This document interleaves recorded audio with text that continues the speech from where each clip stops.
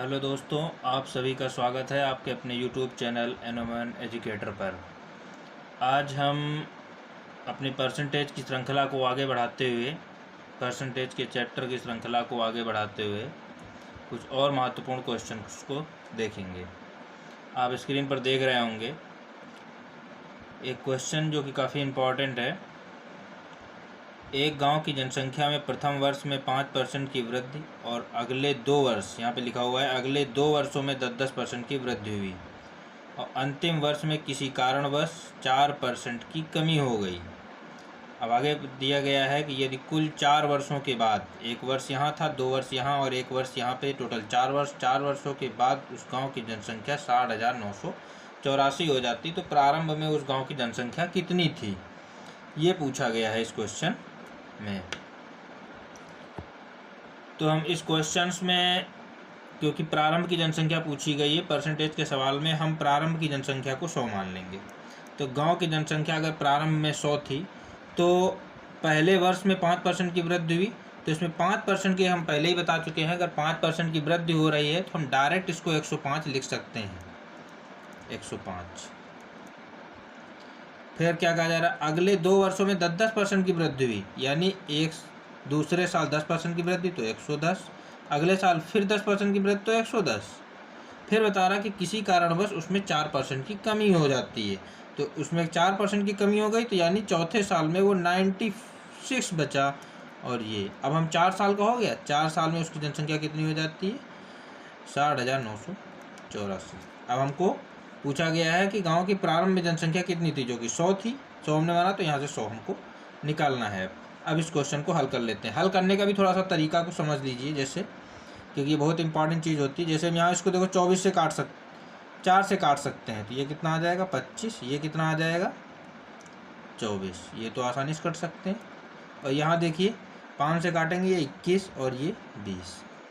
इस प्रकार से अब हम इसको हल कर सकते हैं। तो फिगर आ जाएगी आपकी 60984। 100 बराबर निकालना है, बाकी सारी चीज़ें आप इधर भेज सकते हैं। 25, 20, 24, 21, 11 × 11। आप इसको काट भी सकते हैं, इसको आप यहाँ से काटिए तो आ जाएगा 5544। अगेन आप काटेंगे तो 504। फिर आप आगे काट सकते हैं, इसको यहाँ से काट दीजिए।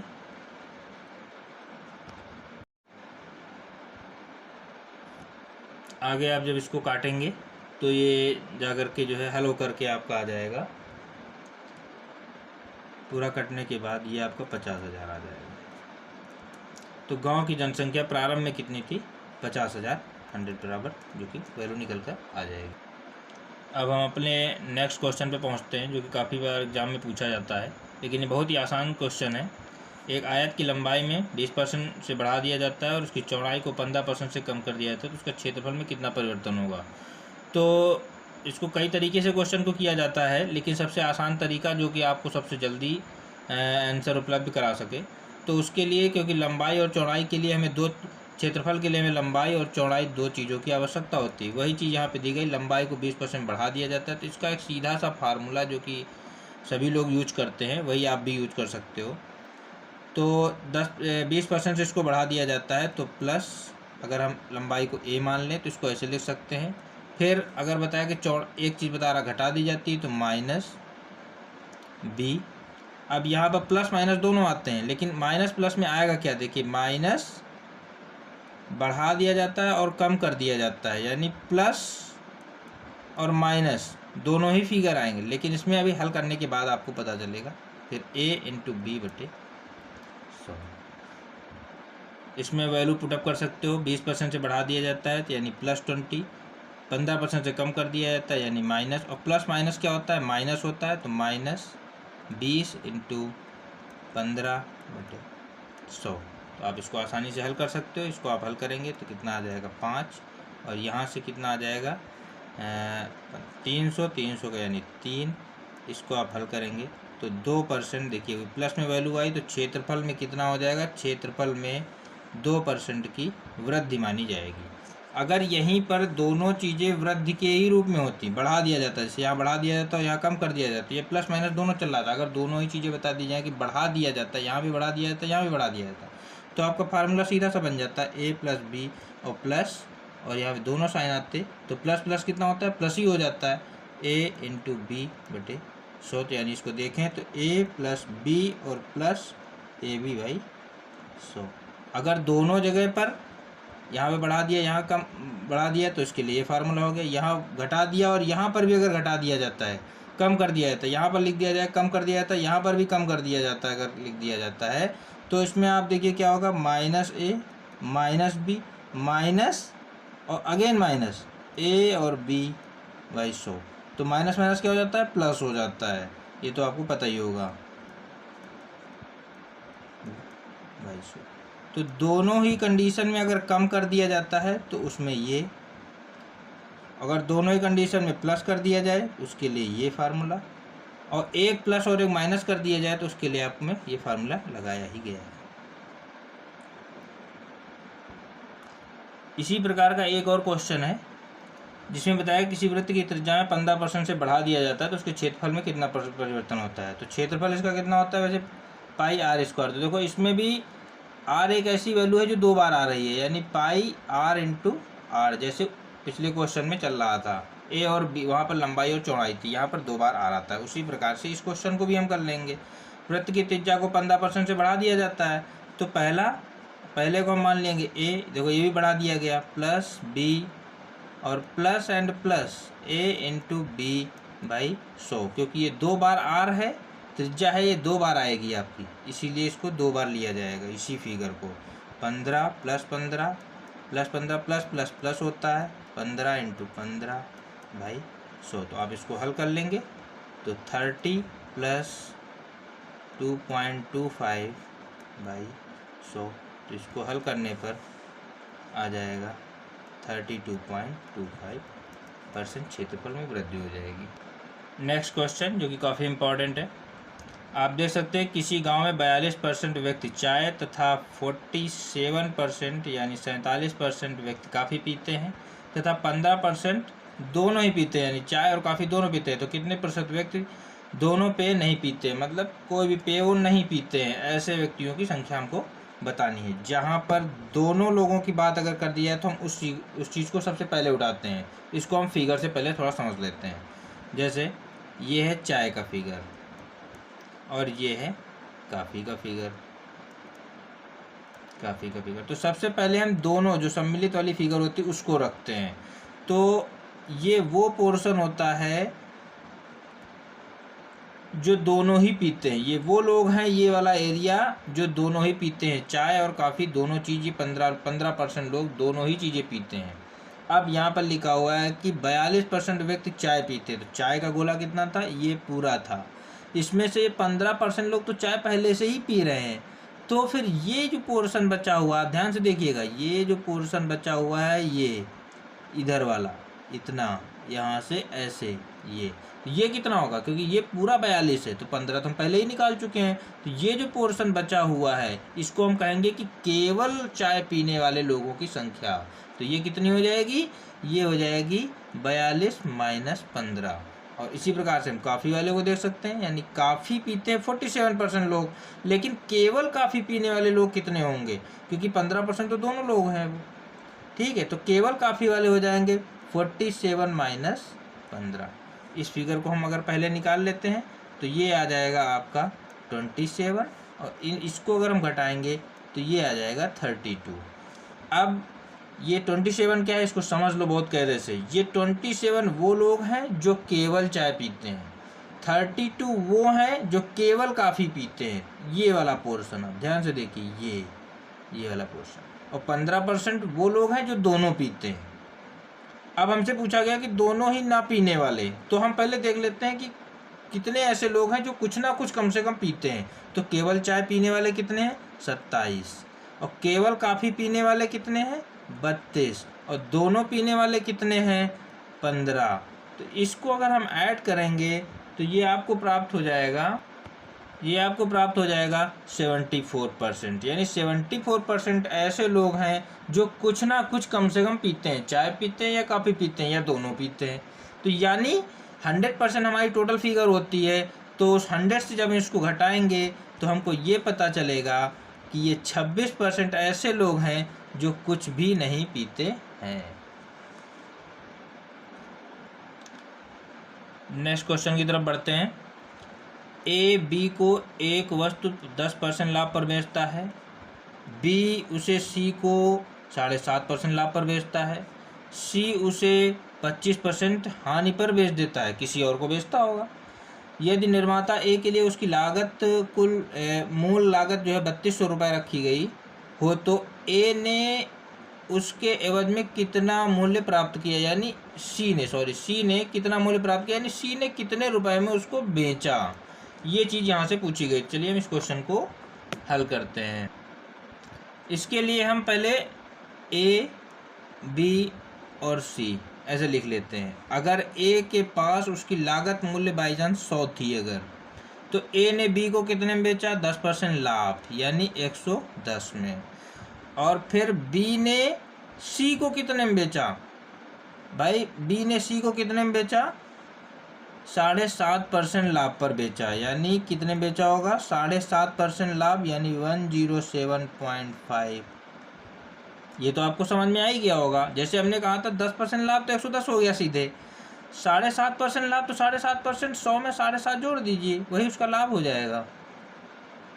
इतने रुपए में सी को सामान मिला। अब आगे क्या कह रहा है कि सी ने उसे 25% हानि पर बेच दिया, तो सी ने उसको कितने में बेचा, वो फिगर यहाँ पर आ जाएगी। वो फिगर कितनी होगी, ये तो एज इट इज आएगी जितने में उसको प्राप्त हुई थी 107.5/100 और 25% हानि यानी 75 में। और हमको अब प्राप्त भी यही फिगर करनी है, क्योंकि पूछा गया कि सी ने उसके एवज में कितना मूल्य प्राप्त किया, यानी सी ने कितने में बेचा, तो वो फिगर ये थी। ये है वो फिगर जितने में सी ने बेचा, हमको यही निकालना है। और दिया कितना गया है, एक के लिए उसकी मूल लागत 3200 रुपये, यानी 100 वाली फिगर दी गई जो कि ये थी, यानी 100 बराबर ये था 3200। तो हमको निकालना क्या है, ये बराबर, तो यूनिटरी मेथड का उपयोग करेंगे हम। एक बराबर कितना हो जाएगा, 300/100, और जब हम ये वाली फिगर उठा के यहाँ रखेंगे तो उसके बराबर में हमको फिगर रखना पड़ेगा, यानी 110, 107.5, 100 और 75/100 बराबर कितना हो जाएगा, एक बराबर इतना, तो इसके बराबर में कितना हो जाएगा 3200। 100 इंटू में ये सारी फिगर उठ करके इसके इंटू में आ जाएगी, इंटू 107.5, 100 और 75/100। अब आप इसको हल कर सकते हैं। जब हम इसको कैलकुलेट करके हल करेंगे, हल करने का थोड़ा सा तरीका समझ लेते हैं। इस तरीके से इसको हल किया, जैसे इसको 25 से हम काट सकते हैं, 25 से काटेंगे तो 3 टाइम्स 4 टाइम्स, ये दोनों जरूरत ख़त्म हो जाएंगे यहीं से, ये आप यहाँ से खत्म कर सकते हैं। बाकी इसको आप इससे काट दीजिए, 8 टाइम्स चला जाएगा, बाकी आपको मल्टीप्लाई करना है। तो यहाँ से हमको आंसर इसका प्राप्त हो जाएगा 2838। इतने रुपए में इतने रुपए की सी को प्राप्त होगी, ये इतना रुपए सी को प्राप्त होगा बेचने पर। नेक्स्ट क्वेश्चन जो काफ़ी इम्पोर्टेंट है, किसी वस्तु के बिक्री मूल्य में 12 रुपए की कमी से उसका 5% संभावित लाभ जो है 2.5% हानि में बदल जाता है, तदनुसार उसका लागत मूल्य कितना होगा। इसको हम ऐसे समझ सकते हैं कि अगर उस वस्तु का मूल्य बाई चांस हम देखें अगर 100 था, तो 5% उसको लाभ हो रहा था, तो 5% जब इसको लाभ होगा तो हम इसको ऐसे देख सकते हैं, 5% अगर इसको लाभ हो, ये भी इसकी बेसिक वैल्यू थी, 5% लाभ हुआ तो ये फिगर कहाँ पहुँच जाएगी, ऊपर पहुँच जाएगी, कितना हो जाएगा 105%। फिर उसके बाद कहता है कि 2.5% की यही चीज़ हानि में बदल जाती है जब 12 रुपये की कमी, इस 12 को हम बाद में देखेंगे, 2.5% की इसको कमी पर आप ले जाइए पहले, 2.5% की जब हम इसको कमी पर ले जाएंगे तो ये फिगर नीचे आ जाएगी 100 से, ये कितना हो जाएगा, 2.5% की अब कमी करेंगे तो 97.5। अब इन दोनों के बीच का गैप को भरने के लिए क्या किया गया था, 12 रुपये की कमी की गई थी। तो इन दोनों के बीच का अंतर कितना हो जाएगा, आप देख सकते हैं इन दोनों के बीच का अंतर, इसको इसमें लेस कर देंगे तो आ जाएगा 7.5 बराबर 12। तो आप 100 बराबर यहाँ से निकाल सकते हैं, जो कि इसका लागत मूल्य था 7.5। यूनिटरी मेथड का उपयोग करेंगे यहाँ पर, और इस तरीके से हम यहाँ से इसको प्राप्त कर सकते हैं। 1 0 यहाँ से हटा सकते हैं, इसको आप जो है 25 से काट सकते हैं, 3 और 4 4 12 40 160 रुपये उसकी लागत मूल्य था।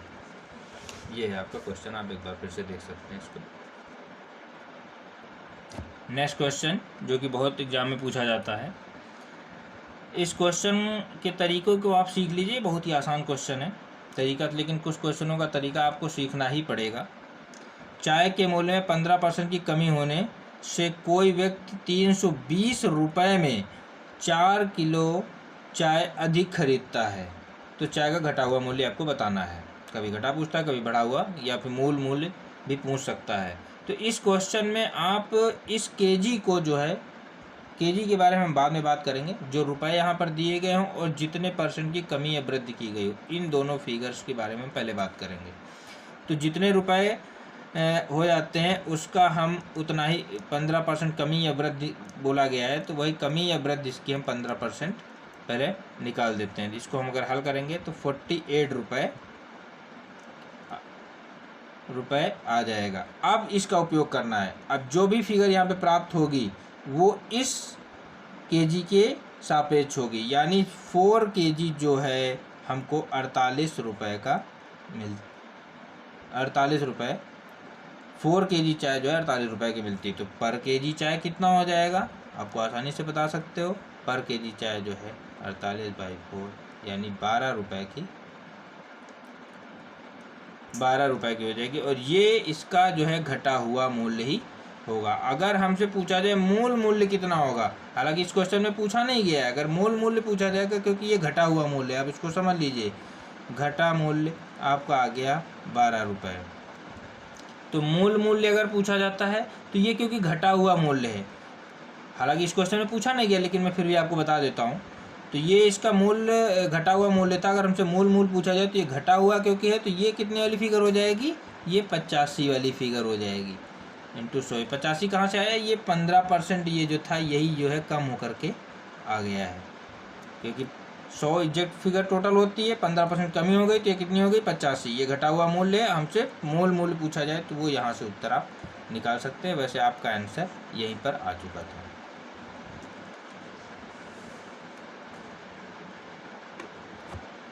नेक्स्ट क्वेश्चन की तरफ बढ़ते हैं। ये क्वेश्चन थोड़ा सा टफ है, लेकिन आपको टफ चीज़ें भी सीखना पड़ेगा, तभी आप एग्जाम को बीट कर पाएंगे। ये कुछ हम लेकिन इसका सबसे आसान तरीका आपको बताते हैं। एक व्यक्ति ने कुछ चावल 650 रुपये प्रति कुंटल की दर से खरीदा, उसमें से 20% चावल नष्ट हो गया, यानी उसकी वैल्यू 0 हो गई। तदनुसार उसने शेष चावल कितना बचा, अगर 20% नष्ट हो गया तो 80% चावल बचा। किस दर से बेचना चाहिए ताकि उसे पूरे चावल पर यानी पूरे बिजनेस में उसे 20% का लाभ हो जाए। तो यहाँ पर बताया गया कि देखो चावल की मात्रा यहाँ पर कहीं डिसाइड नहीं की गई, पूरी तरीके से चावल की मात्रा नहीं बताई गई कहीं पर, वैल्यू खाली परसेंटेज में आपको बताई गई है।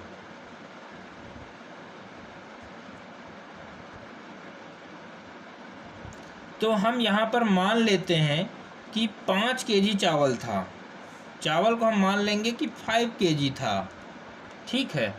अगर ये चावल 5 केजी था तो टोटल कितने रुपए का उसने चावल खरीदा, 650 रुपये प्रति कुंटल था, तो अगर 5 कुंटल उसने चावल खरीदा तो कितने रुपए का हो गया, केजी नहीं कुंटल, ठीक है। तो 650 × 5, इतने रुपए का उसने सामान, इतने रुपए का चावल उसने खरीदा।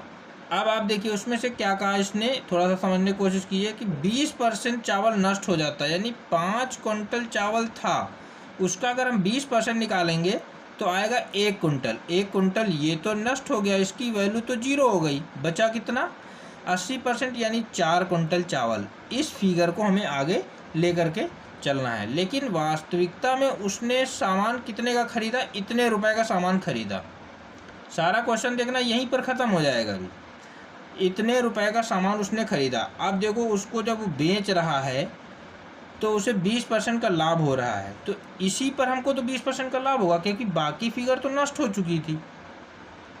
इसी पर हमको 20% का लाभ होना है। 20% का लाभ यानी 120 वाली हमें अगर यहाँ से फिगर निकाल लें तो ये इसका विक्रय मूल्य प्राप्त हो गया। लेकिन अब ये जो फिगर हमें प्राप्त हुई है ये इसको हमें बेचना है, लेकिन हमारे पास चावल कितना है, चावल की मात्रा केवल 4 kg ही बची थी, यानी 4 kg का मूल्य इतना है। तो 1 kg का मूल्य कितना हो जाएगा, यानी 4 kg मैं कह रहा हूँ लेकिन इसको आप कुंटल मान के चलिए। 4 कुंटल का मूल्य ये था 650, 5, इसको अगर हम हल करेंगे तो 6 और 5 आ जाएगा, यानी 6 और 5। तो अगर हम 1 kg का मूल्य निकालेंगे, 1 kg या कुंटल आप बोल सकते हैं इसको, 650 × 5, 6, 5, 4। तो अगर हम इसको हल करेंगे तो आ जाएगा 975। ये है इसके पर कुंटल का मूल्य। आप क्वेश्चन को दोबारा भी देख सकते हैं।